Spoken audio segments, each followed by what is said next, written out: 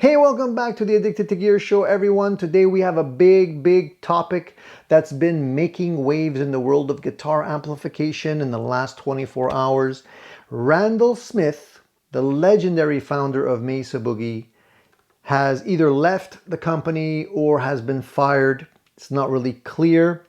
I have my ideas of what's going on, and we're going to discuss all that today. This departure marks a major shift for the brand and raises some interesting questions about its future. So we're going to dive into the history of Mesa Boogie and explore what this means for the company moving forward. Stay tuned.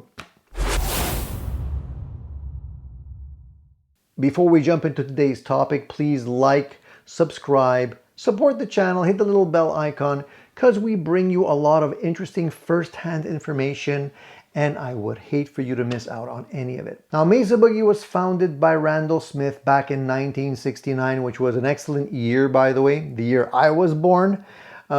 Smith started out modifying Fender amplifiers, if you remember, and quickly made a name for himself. He was tinkering with amplifiers like the Princeton, and he hot-rodded them and caught the attention of people like Carlos Santana, and that relationship basically made the company skyrocket and everybody started to hear the name Mesa Boogie.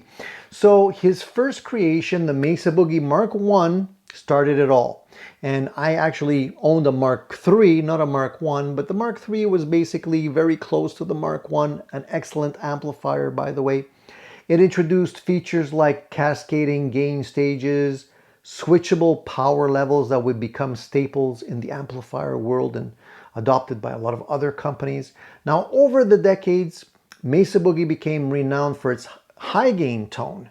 Boutique amplifiers were what made Mesa Boogie different, and it made a huge impact on rock and metal music around the world. I'm a huge fan of Mesa Boogie. I've owned quite a few of them over my lifetime so far, and I can honestly say that they were quite unique in the fact that they were not necessarily following everybody else. They were leaders in the world of amplifiers and doing their own thing, which actually worked quite well for them.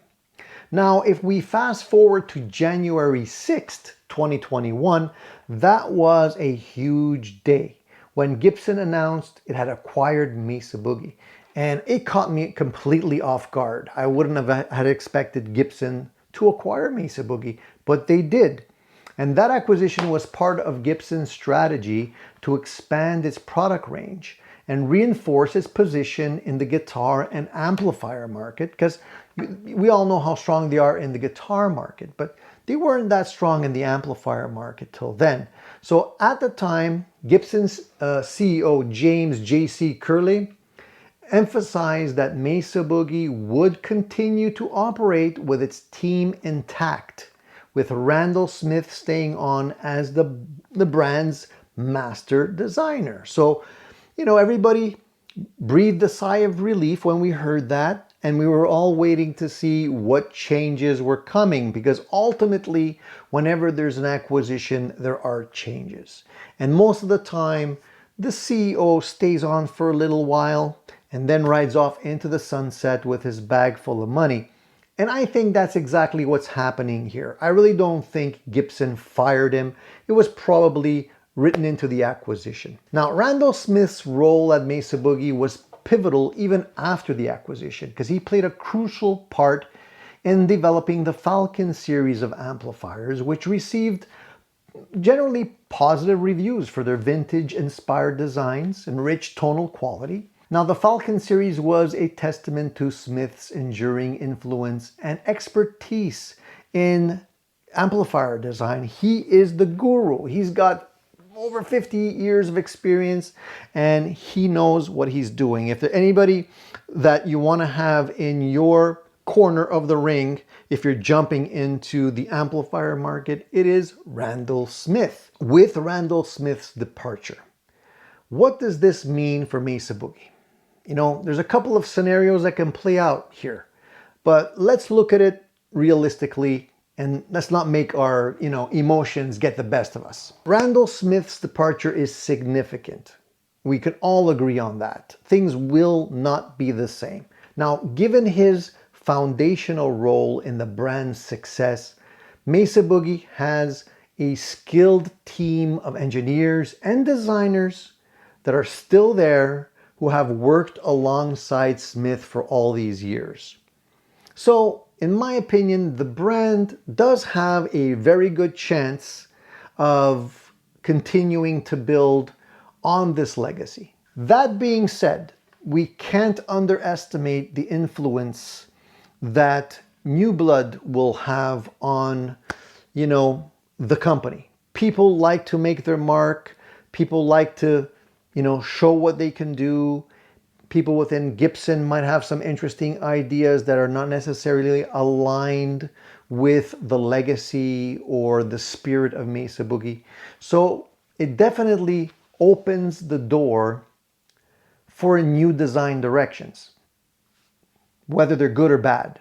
Now, while Smith's influence will remain a key part of the Mesa Boogie identity, the company may introduce new innovations, new designs, but I think overall we can almost be guaranteed that it'll be interesting to see how they balance the old with the new, the legacy with, the new era of Mesa Boogie, the fresh ideas and the changes.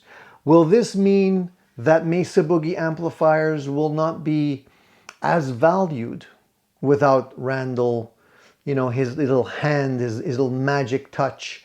We'll see. But under Gibson's ownership, Mesa Boogie has had the benefit of additional resources. So that's a good thing.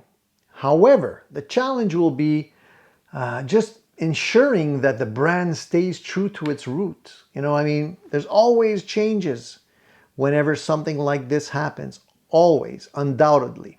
So the continued success of Mesa Boogie will depend on how well it can navigate this transition without him, while maintaining its core identity. If Randall did a good job with his employees and distilled his values, correctly, then maybe things will continue as is. Now, Mesa Boogie has a strong position in the high-end amplifier market. There's no doubt about that. Now, despite Smith's departure, the brand's reputation and established presence should help it retain its market position. How, the new amplifiers will be received by guitarists, only time will tell. How Mesa Boogie handles the transition will be crucial in maintaining customer loyalty and prestige. Too much too soon, too much of a departure, could jeopardize the brand. Musicians like change, but at the same time, they want the same kind of stuff. So it's going to be a delicate balancing act. So what's next for Mesa Boogie? That's the million-dollar question that really none of us can answer. The departure of Randall Smith is undoubtedly a significant change. As I mentioned at the beginning of the video, it's an end of an era. But the brand's future will depend on how it adapts and evolves. And that is, the key thing with any company. I have to say, the thing that worries me a little bit is the unknown from the Gibson side. Hopefully Gibson will understand what they have in their pocket right now and not mess things up. So many companies out there end up screwing things up just because they think they know better, when they could just let them do what they know, make the experts, continue to be the experts, and don't mess it up. That's my advice to Gibson. Drop your comments below. Let's get the conversation going. Let me know if you think this is a good thing, a bad thing. Are you going to change your buying habits if you're a Mesa Boogie fan moving forward? So thank you so much for tuning in to the Addicted to Gear show today. Don't forget to like, subscribe, and hit the notification bell so you never miss an episode. We have a lot of great stuff coming your way. Stay tuned and see you next time.